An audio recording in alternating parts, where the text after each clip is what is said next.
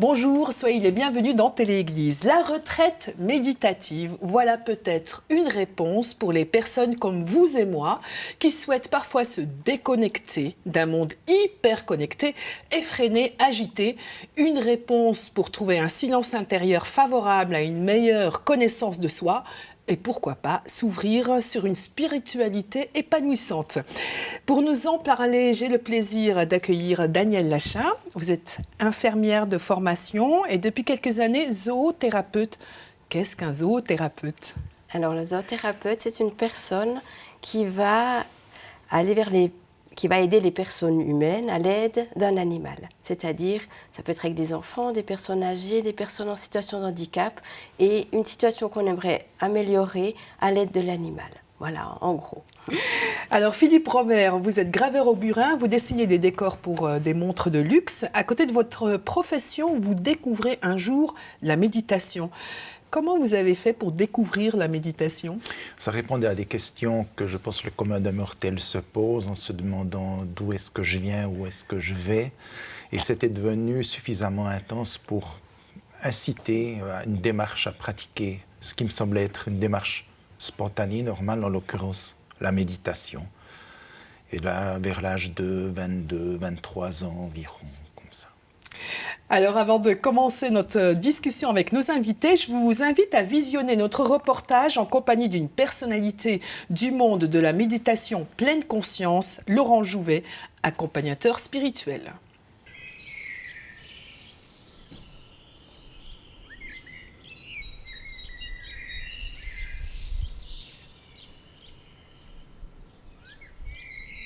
Laurent Jouvet, que se passe-t-il aujourd'hui ? Eh bien aujourd'hui à Crébérard, j'ai accueilli un groupe de 6 personnes pour faire une journée de pleine conscience, de méditation de pleine conscience, ici dans ce cadre magnifique de Crébérard. La méditation de pleine conscience, qu'est-ce que c'est exactement ? En fait, c'est beaucoup plus simple que ce qu'on croit. Le mot méditation est un petit peu chargé, mais la pleine conscience déjà, c'est ce qui nous permet d'être présents à nous-mêmes, au monde, aux autres, en étant ancrés dans le réel, c'est-à-dire je perçois les choses, je sens mon corps, j'entends, je vois, je suis présent au monde. Et c'est ça qui me permet de calmer le mental, mon intérieur qui est agité, la plupart des gens sont très agités, pour pouvoir rentrer dans un espace de silence et de calme, qui est la méditation. Selon vous, que viennent rechercher les personnes qui participent à ces retraites ? Alors, le public est très vaste, c'est-à-dire que je peux avoir des gens de 25 ans et des gens de 90 ans. La plupart du temps, c'est des gens qui sont un peu, soit qui ont eu une grosse crise, soit qui sont en burn-out, soit qui vont pas très bien à une période de leur vie et qui cherchent quelque chose qui les relie à eux-mêmes. Mais il y a aussi une autre catégorie de gens qui sont des gens qui sont en recherche spirituelle et qui vont très bien, mais qui veulent des outils très pointus pour aller dans la direction où ils vont. Dans la société actuelle, est-ce que vous diriez que c'est important de pouvoir faire un break ? Ah non, mais c'est pas important, c'est essentiel, parce que les gens sont dans un état déplorable. J'ai encore vu aujourd'hui des gens, il y en avait 2 déjà qui étaient en burn-out complet, qui étaient en arrêt, tellement ils n'allaient pas bien, quoi. Et donc le mode de vie des managers, etc., et le mode de fonctionner des entreprises, etc., est tellement catastrophique qu'il faut absolument que les gens se retrouvent, qu'ils sachent où ils en sont, pour ne plus être victimes de ça, et puis avoir un burn-out à 45 ans et finir avec un infarctus à 60. Enfin, c'est plus qu'essentiel. Les gens n'ont aujourd'hui, plus qu'avant peut-être, ont perdu ce contact avec eux-mêmes, avec leur profondeur, et il est urgent de les retrouver. Laurent Jouvet, merci. Merci. Quant à vous, je vous propose de poursuivre la discussion sur notre plateau. Est-ce que vous faites le même constat, Monsieur Robert, concernant une société agitée, pas très en point, et des entreprises qui mettent les personnes sous pression C'est vrai. À l'âge, moi je me suis posé ces questions-là, j'avais encore relativement peu d'expérience avec le milieu professionnel, je sortais de formation, mais ces questions essentielles sont venues d'elles-mêmes et très vite. Donc je me suis posé ces questions dont je parlais tout à l'heure et la nécessité était de trouver une réponse car c'était devenu inconfortable Et par conséquent, cette nécessité de trouver une démarche qui me permette de tisser la réponse. Et le thème de la méditation est venu assez spontanément, je dirais. Quand on se pose les bonnes questions dans la vie, les réponses viennent. Et de votre côté, Daniel Lacha, vous faites aussi ce constat auprès des personnes qui viennent solliciter votre aide en tant que zoothérapeute? Oui, je vois ces choses-là, il y a beaucoup de stress, beaucoup de manque de confiance en soi. Déjà même chez les enfants où leur agenda est déjà rempli, où c'est difficile de trouver un moment pour avoir un rendez-vous. Donc il y a des sollicitations qui sont autant professionnelles, mais qui peuvent être de la famille, de la société, qui viennent un peu de partout. On a envie de toucher à tout et l'offre est aussi énorme de tous les côtés. Donc même si on ne le cherche pas forcément, ça vient à nous automatiquement. Alors là, une réponse peut-être à cette agitation, c'est la méditation, mais Monsieur Jouvet parle aussi de la méditation comme étant un terme chargé. Quelle définition lui donneriez-vous, Monsieur Robert, par exemple? La méditation, pour moi, c'est une façon de se relier à un moi plus profond qui est en moi, mais qui est aussi en vous, qui est en vous. Et c'est un moyen donc de mener l'agitation de la personnalité à laquelle on s'identifie la plupart du temps, que ce soit sur le plan mental ou émotionnel, pour retrouver ce moi plus profond auquel on accède notamment par le biais de la méditation. Et vous, Daniel Lacha, une définition de ce mot, c'est vrai qu'on le voit écrit partout, voilà, c'est une espèce de fourre-tout, on ne sait plus très bien ce que c'est exactement que méditer. Pour vous, c'est quoi méditer? Alors c'est vrai qu'on le voit partout, des livres dans les librairies, il y en a à profusion. Et je pense qu'il faut vraiment aller au plus simple, c'est pas de chercher quelque chose de très compliqué, c'est en fait juste d'être là. Puis d'être conscient de ce qui nous entoure, conscient de ce qu'on ressent, comment on respire, comment on est, et puis de calmer l'agitation qu'on a dans notre cerveau, notre esprit qui travaille tout le temps, et puis c'est d'essayer de ramener à ce qui est, et puis pas de se faire des scénarios catastrophes à longueur de journée, quoi, qui est mauvais pour nous en fait. Bon, on comprend aussi qu'il y a cette notion de silence dans la méditation, hein, donc se mettre en retrait, se retrouver avec soi-même. Donc ce silence peut quelquefois faire peur, peut être un petit peu angoissant pour certaines personnes. Philippe Robert, est-ce que ça a été votre cas? Non, ça n'a jamais été angoissant. Au contraire, je pense que c'est le bruit qui m'angoissait et le fait de pouvoir retrouver une tranquillité à travers le silence, en l'occurrence, c'était pour moi apaisant. Donc, peut-être qu'il y avait déjà une prise de conscience dans ce sens. Après, il s'agissait de transposer ce silence à l'intérieur de moi-même et d'aller à sa rencontre. Alors vous, par exemple, quand vous organisez des ateliers ou des retraites avec les animaux, comment ça se passe? Quelles sont les personnes qui viennent vous voir? Quelle est la démarche? Qu'est-ce que vous leur proposez? Alors, par rapport à ce qu'on vient de dire aussi avant, moi, c'était à moi aussi de retrouver un silence, être assis en lotus, puis méditer, fermer les yeux. Et puis moi, j'ai toujours eu la peine avec ça.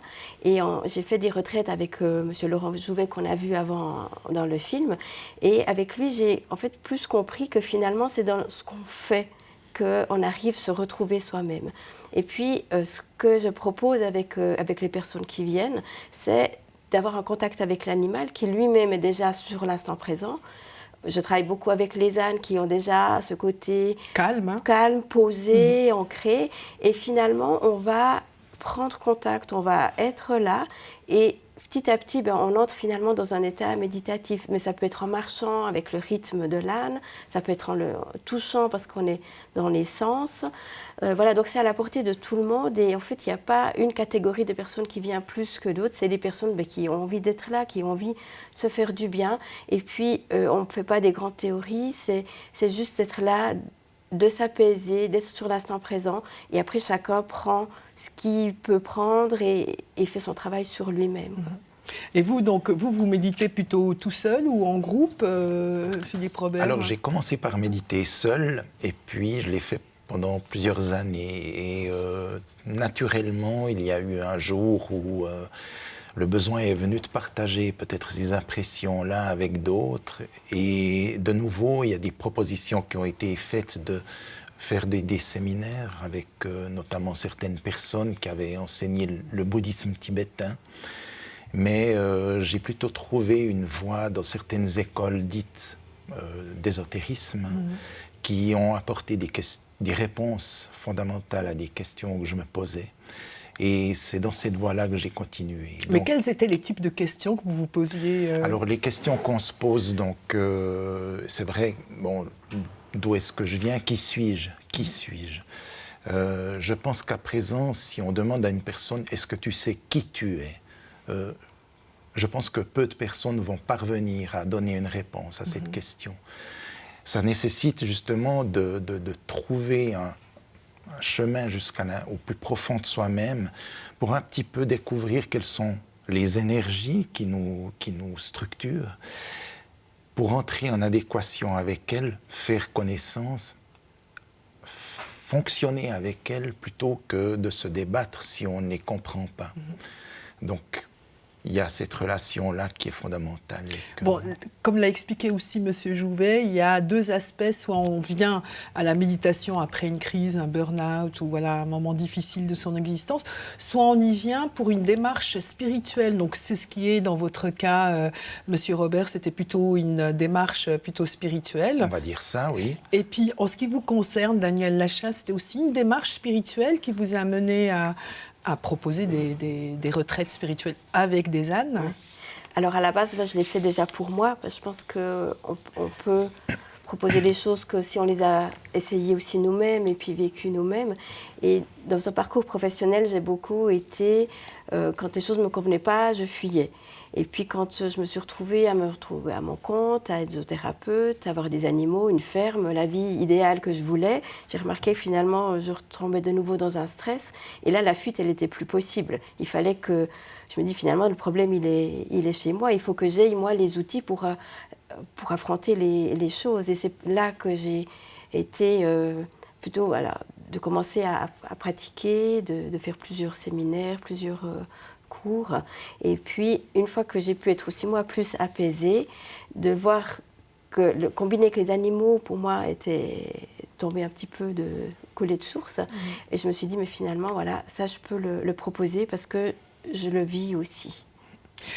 Alors, à vous entendre parler, on a l'impression que c'est assez facile, hein, mais voilà, mais comme vous le dites tout à l'heure, méditer devant un mur, en position lotus, c'est pas donné non plus à tout le monde.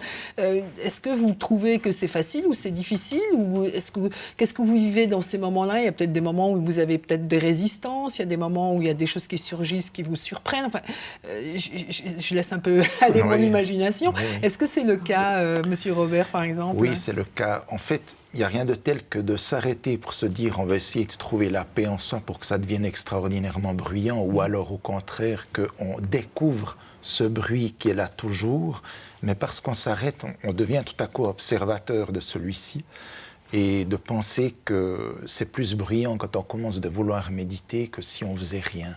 Je ne pense pas. Mais on devient plus attentif à ce bruit qui est toujours là. Et à partir de là, la démarche méditative permet de remonter un petit peu le courant pour aller à la rencontre de ce qu'on est vraiment. Mais c'est difficile. C'est aussi difficile, même si on a les animaux pour aider. Hein, Oui, moi je pense que c'est pas évident parce que, comme on l'a dit au début, on a des sollicitations de tous les côtés qui sont toujours là. On a des tâches à remplir, à faire, qui doivent être prêtes à certaines dates déterminées. Mais je dirais que c'est la pratique qui va le faire, et puis ne pas se mettre non plus des objectifs qui sont démesurés. Il y a un moment où je me disais, maintenant je me lève tous les matins à 5 heures pour méditer, mais je tiens 1 mois, 2 mois, puis après je ne le fais plus. Donc finalement, c'est pas ça. C'est vraiment de se dire, prendre des petits moments dans la journée, de se dire maintenant, j'écoute juste ce qui se passe autour de moi. Et puis peut-être qu'à la place d'aller sur les réseaux sociaux, pendant 10 minutes, je vais dehors, j'écoute les petits oiseaux. Et puis rien que ça, puis on est déjà dans un état méditatif sans rechercher à être 10 minutes, un quart d'heure précis à chaque jour. Une forme Voilà. de discipline, Oui, en une fait. discipline que finalement, on sait qu'on n'arrivera pas. Oui. Certaines Qui n'est pas personnes y donnée à tout le arrivent. monde. Voilà, hein. certaines Oui, personnes y je pense arrivent, qu'il y a- mais pas. Donc, il faut que ce soit accessible à nous, à notre mode de vie, et puis de rester sur des choses simples. Et puis se dire, ben voilà, maintenant, je respire un petit moment. Maintenant, je me rends compte de la petite fleur qui est devant moi, enfin des petites choses qui paraissent finalement totalement anodines, mais qui nous permettent de nous recentrer. En fait, c'est remettre la contemplation et l'observation au centre. Oui. Peut-être que ça, c'est quelque chose qui peut aider. Je ne sais pas si, Monsieur Robert, vous êtes d'accord sur cette... Alors oui, et d'autre part, en ce qui me concerne, c'est vrai que je me lève très tôt le matin. Et je le fais depuis l'âge justement de 22, 23 ans. Et donc, ça pourrait paraître rigide. Mais finalement, quand on a faim, quand on a soif, on va boire, on va manger sans que ça paraisse rigide. On le fait naturellement parce que l'opportunité et la ressource pour le faire est là. Donc finalement, cet aspect des choses devient une même démarche que la vôtre quand vous êtes dans la nature et que vous écoutez chanter un oiseau. Pour moi, je me lève le matin, je me réveille content de pouvoir aller méditer parce que c'est un moment de la journée qui est encore très calme, où il y a encore tout le monde qui dort et par conséquent, c'est stable, tranquille et opportun justement pour aller dans le silence, avec un silence environnant. Mais je pense que oui, je trouve tout à fait juste, tout à fait bien, tant que ça vient de nous. Oui. Il faut que ça vienne de nous, se dire c'est à ce moment-là que je suis bien. Oui. Quand ça vient une obligation de se dire mais c'est à ce moment-là que ça doit être, ça ne va pas aller. Mais moi je le fais plutôt le soir parce que j'aime mieux le faire le soir, mais l'important c'est de le faire quand on a envie et l'idéal c'est de le faire finalement dans toute la journée. C'est un état de vie, d'esprit qui se fait. Oui, c'est vrai. Ouais. Je pense que le fait d'ouvrir une journée en méditant le matin, c'est un petit peu une invitation à ce que ça se continue ensuite dans le vécu journalier. Ou peut-être à la refermer le soir après une journée harassante.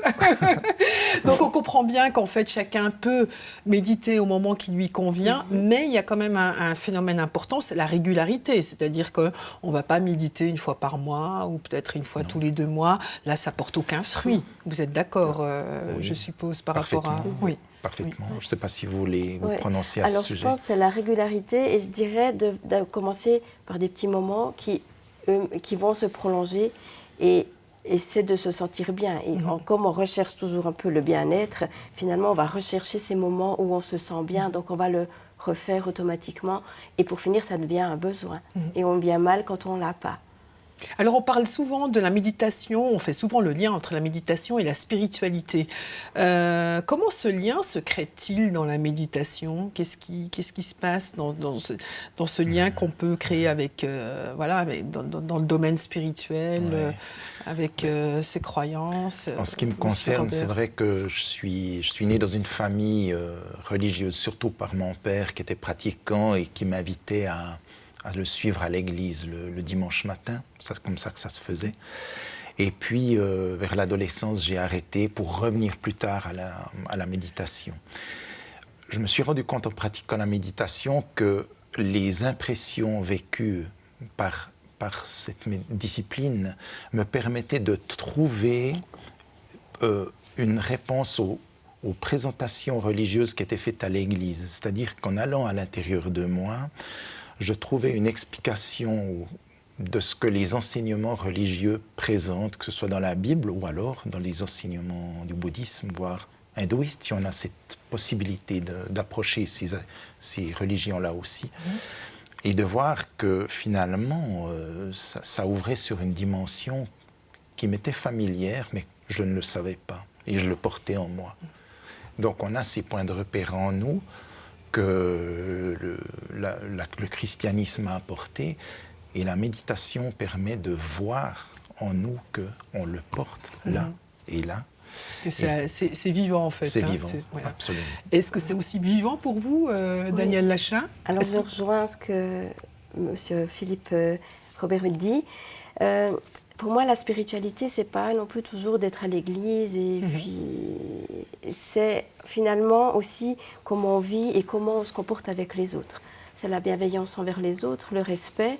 Et quand on médite, on a une paix aussi intérieure qui vient, on se sent mieux, on est aussi beaucoup plus serein, beaucoup plus à l'écoute de soi et des autres. Et je trouve que la méditation rejoint cette spiritualité, en fait finalement dans mon respect envers moi et mon respect envers les autres et comment je vais me comporter, comment je vais vivre. Et je pense qu'on n'a pas à chercher la spiritualité très loin, elle est au fond de nous. Donc c'est quelque chose du domaine du subtil et du sensible. Ouais. Monsieur Robert, qu'est-ce que la méditation a changé dans votre vie? L'ouverture aux autres. Je pense que bien vite, on se rend compte qu'on peut méditer pour soi-même, dans son petit coin, pour rechercher un bien-être, un équilibre, qu'on va peut-être garder jalousement pour soi-même. Et il y a une méditation qui nous montre que ce moi profond, à la rencontre duquel nous allons, par la méditation, il est aussi chez l'autre, il est chez les autres. Et on se rend compte que ce mode d'être du moi profond, il n'est pas personnel, mais il est impersonnel. Et ça, c'est une découverte. C'est un changement fondamental, à partir duquel on s'engage finalement à aller à la rencontre des autres par le service, parce que c'est un tout. C'est pas seulement un temps de méditation le matin, puis ensuite on va au travail, on va dîner, on a un hobby, on dort, puis on recommence. C'est vraiment une continuité dans l'ensemble qui va trouver une finalité dans un rapport à l'autre, qui nous permet d'aller à sa rencontre, de l'écouter, si possible de l'entendre, puis de lui apporter peut-être une réponse que lui aussi il attend. Donc la méditation pour une meilleure ouverture sur l'autre. Oui, oui. Et c'est également le cas pour vous. Enfin, je vais peut-être plutôt poser la question, qu'est-ce que la méditation a changé dans votre vie? Oui. Alors je pense qu'elle a changé pour moi. Je suis plus calme, plus posée, plus ouverte. Et surtout, je pense que ma créativité a aussi augmenté. Le fait de ne plus avoir l'esprit qui est embrouillé dans des pensées qui ne sont pas forcément justes. J'ai l'esprit qui est beaucoup plus ouvert en fait à recevoir, à faire les choses qui sont plus justes, à prendre des décisions qui me paraissent aussi plus justes. Donc en fait un bien-être dans la vie de tous les jours et finalement une paix intérieure. En tout cas, pour les téléspectateurs, je pense que vous aurez donné envie qu'ils s'essayent en tout cas à la méditation. Merci Philippe Robert d'avoir participé à notre discussion d'aujourd'hui. Et merci à vous Daniel Lachat. Merci. Alors pour les personnes qui souhaitent s'adonner à la méditation, vous pouvez encore bénéficier d'une retraite spirituelle au centre de Sornotan pendant l'Ascension avec l'accompagnateur spirituel Laurent Jouvet que nous avons vu tout à l'heure dans le reportage. Voilà, c'en est tout pour aujourd'hui. À tout bientôt dans Télé-Église.